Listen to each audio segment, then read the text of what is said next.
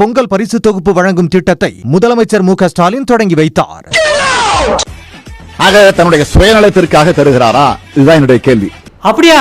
ஆலந்தூர் நசரத்புரத்தில் உள்ள ரேஷன் கடையில் பயனாளிகளுக்கு 3000 ரூபாய் ரொக்கத்துடன் கரும்பு, சர்க்கரை உள்ளிட்ட பொருட்கள் அடங்கிய பொங்கல் பரிசு தொகுப்புகளை அவர் வழங்கினார்.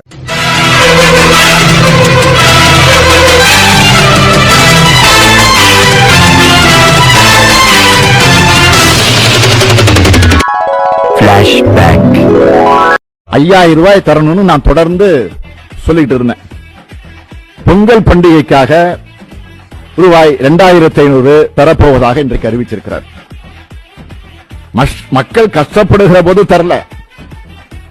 இப்ப தேர்தல் வந்துருச்சு பாருங்க, நெருங்கிட்டு இருக்குல்ல, 4 மாசத்துக்குள்ளதான் தேர்தல் வரப்போகுது. ஆக தன்னுடைய சுயநலத்திற்காக தருகிறாரா? இதுதான் என்னுடைய கேள்வி. End of flashback. அது வேற வாயி, இது நார வாயி.